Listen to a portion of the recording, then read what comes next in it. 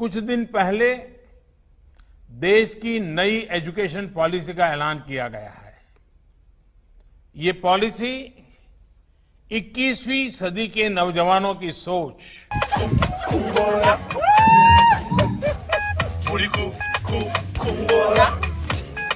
WhatsApp everybody, welcome back to on the video. आज की video में हम लोग बात करेंगे नेशनल एजुकेशन पॉलिसी के बारे में, जो कि आप कह सकते हो ड्राफ्ट नेशनल एजुकेशन पॉलिसी 2019। तो इसे जो कमेटी बैठाई गई थी वो 2019 में थी, लेकिन इसे जो लागू किया गया वो बुधवार को मोदी सरकार द्वारा 2020 में लागू किया गया।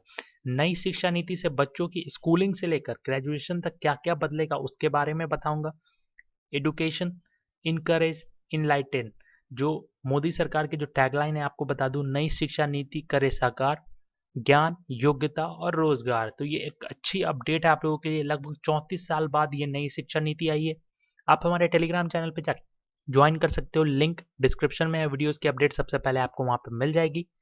चैनल की सपोर्ट के लिए आप सब्सक्राइब कर लो, बेल आइकन के बटन को प्रेस कर दो ताकि इस तरह के वीडियोस के अपडेट आपको हमेशा मिलते रहे। इस वीडियो को लाइक कर देना, शेयर कर देना। All about new education policy. तो बता दूं, गवर्नमेंट ने ये जबरदस्त इनिशिएटिव लिया और ये जो पूरा प्रोसेस है ये 1 साल के बाद ये पब्लिश हो गया। जैसे कि देख सकते हो आप, एक कमेटी बैठाई गई थी प्रिपरेशन के लिए। Draft national education policy submitted its report to ministry 31 May 2019। तो ये draft national education policy DNEP ने MHRD को सारी जानकारी दी और MHRD ने आपको ये नई शिक्षा नीति ला के दी और इनके ऑफिशियल वेबसाइट पे भी सारी जानकारी है, तो आप वहां से भी चेक कर सकते हो। NEP is based on foundational pillar access, affordability, equity, quality and accountability. आपका जो नई शिक्षा नीति है इसमें बच्चों की स्कूलिंग से लेकर ग्रेजुएशन तक क्या क्या बदला है उसके बारे में बात करेंगे। आपको 2 पॉइंट्स क्लियर कर दूं, स्कूल स्तर पर क्या बदला है और कॉलेज स्तर पर क्या बदला है, इसके बारे में बात करेंगे। नई शिक्षा नीति है, आपको बता दूं पहले शिक्षा नीति के बारे में। तो ये 1968 में सबसे पहले शिक्षा नीति आई थी, फिर 1986 में जो कि इंदिरा गांधी और राजीव गांधी ने लाया था, फिर उसके बाद नेशनल एजुकेशन पॉलिसी 1986 में भी जो थी उसको रिवाइज करके 1992 में PV नरसिम्हा राव जो कि प्राइम मिनिस्टर थे उन्होंने लाई। और ये थर्ड टाइम है जब मोदी सरकार ने बुधवार को नई एजुकेशन पॉलिसी लाई है। केंद्र सरकार ने बुधवार को शिक्षा के क्षेत्र में 2 बड़े फैसले लिए। पहला फैसला उन्होंने लिया कि केंद्रीय मानव संसाधन विकास मंत्रालय मतलब MHRD, ministry of human resource and development का नाम बदलकर शिक्षा मंत्रालय, मिनिस्ट्री ऑफ एजुकेशन कर दिया। और दूसरी जो बदलाव किया उन्होंने, नई राष्ट्रीय शिक्षा नीति नेशनल एजुकेशन पॉलिसी 2020 को स्वीकृति दे दी। नेशनल एजुकेशन पॉलिसी 2020 की बात करें तो इस नई शिक्षा नीति के जरिए देश में शिक्षा व्यवस्था में कई सुधार करने की कवायद की गई है। स्कूल स्तर से लेकर ग्रेजुएशन तक में यह कई अहम बदलाव किए गए हैं। देश का शिक्षा व्यवस्था में होने जा रहे कुछ अहम बदलावों के बारे में मैं आपको पूरा डिटेल्स में बताऊंगा। तो ये जो शिक्षा नीति, ये पूरे दुनिया में जो शिक्षा नीति है उस बेसिस पे इसको बनाया गया और ये एकदम स्टैंडर्डाइज प्रोसेस पे बनाया गया। तो ये तो अच्छी बात है हम लोगों के लिए और ये बहुत जरूरी भी था। स्कूल स्तर पर क्या बदला है मैं आपको बता दूं। मौजूदा जो फॉर्मेट है हमारे स्कूलिंग का वो 10+2, पहले हम 10वीं करेंगे, फिर 11वीं 12वीं करेंगे, उसके बाद हम ग्रेजुएशन करेंगे। ग्रेजुएशन आपका 3 साल का भी होता है, 4 साल का भी होता है। तो 10+2+3 सिस्टम को बदला गया, इसे 5+3+3+4 में बदल दिया गया। तो कुछ इस प्रकार होंगी: 5 साल का फाउंडेशन एजुकेशन, 3 साल का प्रिपरेटरी, 3 साल का मिडिल और 4 साल का सेकेंडरी लेवल स्कूलिंग कराई जाएगी। बच्चों को 6 साल की उम्र से पहली कक्षा में पढ़ाई शुरू करेंगे। तो मैं आपको बता दूं, 6 साल में पहली कक्षा में मतलब बच्चों की पढ़ाई 3 साल से ही हो जाएगी, क्योंकि उसको नर्सरी, LKG और फिर UKG में रखा जाएगा। कक्षा 6 से मतलब उम्र 6 से 16 साल की उम्र में कक्षा 1 से 10वीं की पढ़ाई होगी। 16 से 18 साल की उम्र में बच्चों की 11वीं 12वीं की पढ़ाई होगी। तो कुछ इस प्रकार से शिक्षा नीति तय की गई है। जैसा कि देख सकते हो, डॉक्टर RP निशंक ने भी इसके बारे में बताया। Promoting multilingualism, high quality text book will made available in home. तो ये जो भी शिक्षा नीति है ये उन सभी चीज को ध्यान में रखकर बनाए गए जिसमें हमारे जो बच्चे हैं वो अच्छे से पढ़ सकें।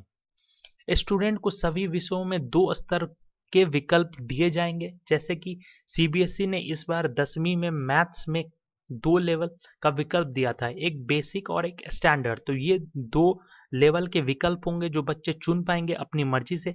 अब मैथ्स में शुरू कर इस तरह का विकल्प सभी विषयों में मिलेगा। मैथ्स का जो ये विकल्प चुनने वाला है ये सभी विषयों में मिलेगा। स्टूडेंट अपनी इच्छा अनुसार कोई भी एक विकल्प चुनकर इसकी पढ़ाई कर सकता है। बच्चे चाहे तो बेसिक भी पढ़ सकते हैं या फिर स्टैंडर्ड चाहते तो स्टैंडर्ड भी पढ़ सकते हैं, ये उनके ऊपर डिपेंड करता है। स्कूलों में बच्चों को कम से कम 5वीं कक्षा तक उनकी गृहभाषा, मातृभाषा और क्षेत्रीय भाषा में निर्देश दिए जाएंगे। हालांकि 8वीं और उसके आगे कक्षाओं के लिए भी इसे अपनाया जा सकता है। तो इसमें ये सभी बातें ठीक है, लेकिन इसमें अगर इंग्लिश लैंग्वेज रहता तो और अच्छा होता। ये भी ठीक है, ये मेरा एक सुझाव है जो कि बहुत सारे एक्सपर्ट्स भी दे रहे हैं। बोर्ड परीक्षाओं को थोड़ा सरल बनाया जाएगा। परीक्षा ऐसी होगी जिससे कोर कॉम्पिटेंसी की परख की जा सके। ऑब्जेक्टिव और सब्जेक्टिव पैटर्न पर यह परीक्षा साल में 2 बार ऑफर की जाएंगी। इनमें से किसी एक का चुनाव स्टूडेंट कर सकेंगे। तो आप ये जो सब्जेक्टिव और ऑब्जेक्टिव है ये बच्चों के ऊपर होगा कि वो किस बेसिस पे, मतलब किस तरह से एग्जामिनेशन देना चाहते हैं, तो वो बच्चे चुन पाएंगे अपनी मर्जी से। Performance assessment, review and analysis of knowledge for holistic development परख की स्थापना की जाएगी जो बोर्ड परीक्षाओं के लिए स्टैंडर्ड सेटिंग बॉडी का काम करेगा। तो परख एक इम्पॉर्टेंट सेटिंग बॉडी का काम करेगा जो कि परीक्षाओं के लिए इम्पोर्टेंट रहेगा। स्कूल स्टूडेंट्स के लिए साल में 10 दिन बैगलेस, तो ये इंपॉर्टेंट है, 10 दिन बैगलेस होंगे।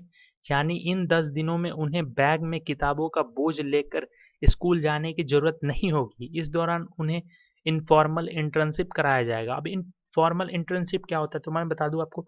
एक इंटर्नशिप आपको पता होगा, जो भी बच्चे 10+2 के बाद जो कॉलेज में जाते हैं तब उनका इंटर्नशिप कराया जाता है या फिर बच्चे इंटर्नशिप करते हैं। तो इंटर्नशिप में बहुत कुछ होता है, उनको बाहरी दुनिया के बारे में बताया जाता है, ज्ञान दिया जाता है।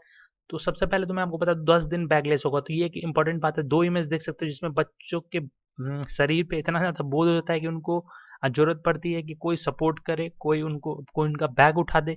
तो अब ये 10 दिन के लिए अच्छा रहेगा। तो जैसे कि देख सकते थर्ड वाले फिगर में कि वो इजीली अपना सब कुछ कर पाएंगे उन 10 दिनों में जो उनको करना है या फिर जो स्कूलें चाहेंगी कराने के लिए। तो उसमें बहुत सारे उनको एक्सटर्नल नॉलेज भी दिया जाएगा। कॉलेज स्तर पर क्या बदलेगा, तो कॉलेज में एडमिशन के लिए सैट की तरह एंट्रेंस टेस्ट लिए जाएंगे। अब सैट क्या होता है उसके बारे में आगे बताता हूँ। यह परीक्षा नेशनल टेस्टिंग एजेंसी एनटीए कराएगी। तो एनटीए हमारे देश में बहुत सारी परीक्षाएं कराती है, कॉम्पिटेटिव एग्जामिनेशन कराती है। उसी तरह सैट कॉलेज एडमिशन के लिए भी परीक्षा कराएंगी। देश में विभिन्न कॉलेज में एडमिशन के लिए एनटीए द्वारा एक कॉमनलेज एंट्रेंस एग्जामिनेशन साल में 2 बार लिए जाएंगे। तो कॉलेज एडमिशन के लिए सैट की बात करें तो सैट एक एडमिशन टेस्ट है जो कि स्टैंडर्डाइज टेस्ट वाइडली मेथड जिसके थ्रू कॉलेज में बच्चे एडमिशन लेते हैं। तो ये यूनाइटेड स्टेट्स में लागू है कॉलेज एडमिशन के लिए। तो यहाँ पे मोस्ट यूनिवर्सिटी ने कॉलेज ऑफर करते हैं इन एग्जाम के थ्रू अंडर ग्रेजुएट प्रोग्राम में। तो ये अच्छी बात है। नेशनल टेस्टिंग एजेंसी, अब इसके बारे में बात करें तो जैसा कि देख सकते हो नेशनल टेस्टिंग एजेंसी सारे एग्जामिनेशन को कंडक्ट करती है। जैसा कि देख सकते हो engineering, medical, management, pharmacy university NCHM and hotel management university, agriculture, IGNOU, तो ये सभी एग्जामिनेशन लेती है। तो कुछ इसी तरह से सेट एग्जामिनेशन के थ्रू एनटीए भी एग्जामिनेशन लेगी कॉलेज के एडमिशन के लिए। उसके बाद बैचलर डिग्री 4 साल की जाएगी। हालांकि 3 साल का भी विकल्प रहेगा। तो आपको पता है जो भी बच्चा बीटेक या फिर एमबीए ये सब करता है तो उनके लिए 4 साल 5 साल होते हैं और जो सिंपल ग्रेजुएशन करता है उनके लिए 3 साल होते हैं। तो जो स्टूडेंट बीच में कोर्स छोड़ेंगे उन्हें भी क्रेडिट ट्रांसफर और एक ब्रेक के बाद अपनी डिग्री पूरी करने का मौका मिलेगा। अभी तक क्या सिस्टम था कि मान लो आप अगर 1 साल बीटेक कर लिया, आपको बीटेक करने का मन नहीं है, आपको मरीन इंजीनियरिंग में जाना है तो फिर से फर्स्ट ईयर से शुरू करो। लेकिन आप फर्स्ट ईयर पढ़ लिए तो वहां पर सीधा सेकेंड ईयर में आप जा सकते हो। 12वीं के बाद कॉलेज स्तर पर 4 विकल्प होंगे। 4 साल के बैचलर कोर्स में पहला साल पूरा करने पर सर्टिफिकेट, 2 साल पूरा करने के बाद एडवांस डिप्लोमा, 3 साल पूरा करने के बाद बैचलर डिग्री और 4 साल पूरा करने के बाद रिसर्च के साथ बैचलर डिग्री का कोर्स पूरा कर सकते हैं। यानी मल्टीपल एंट्री और एग्जिट विकल्प मिलेगा आप लोगों को। जैसा कि देख सकते हो under graduate will have be either 3 और 4 years, first year certificate, second year diploma, third year bachelor degree, fourth year bachelor degree with research. देख सकते हो अगले 15 साल में कॉलेजों को डिग्री देने की सुविधा प्रदान कर दी जाएगी। खुद से कॉलेज डिग्री दे पाएंगे। कॉलेजों के लिए यूनिवर्सिटी से मान्यता की जरूरत नहीं होगी, तो अच्छी बात है। डीम्ड यूनिवर्सिटी का दर्जा भी खत्म कर दिया जाएगा। तो इन सब बच्चों को एक फायदा ये होगा कि वो जो यूनिवर्सिटी के चक्कर करते हैं वो भी खत्म हो जाएगा। उच्च शिक्षा के लिए निजी संस्थानों में फीस कैप लगाने का प्रस्ताव रखा गया, यानी अधिकतम फीस तय की जाएगी। तो ये भी इंपॉर्टेंट पॉइंट है, क्योंकि अगर फीस तय हो जाएगी तो सभी कॉलेजेस के एक जैसे फी होंगे और सभी कॉलेज में बच्चा पढ़ सकेगा जिसको भी जहाँ भी पढ़ना है, क्योंकि एक कॉलेज का ज़्यादा फीस हो जाता है, एक कॉलेज का कम फीस हो जाता है। तो जहाँ ज़्यादा होते हैं वहाँ बच्चे कम हो जाते हैं और जहाँ कम होते हैं वहाँ बच्चे ज़्यादा हो जाते हैं। तो एक तरह का फीस रहेगा तो बच्चों के लिए भी प्रॉफिट रहेगा।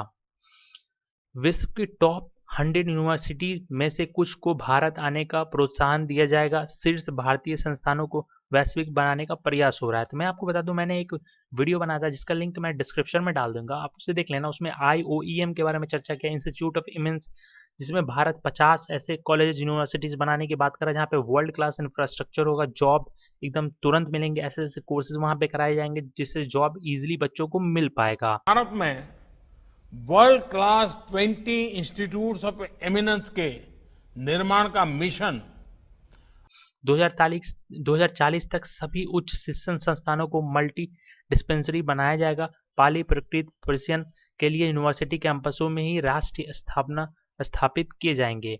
मास्टर डिग्री कोर्स के बाद PhD से पहले MPhil कोर्स नहीं करना होगा, जो कि अच्छी बात है। अब आपको बता दूं, ये जो मैंने IOE के बारे में बताया, इसमें अभी 20 एक्टिव कॉलेजेस है, जिसमें 10 सरकारी और 10 प्राइवेट हैं।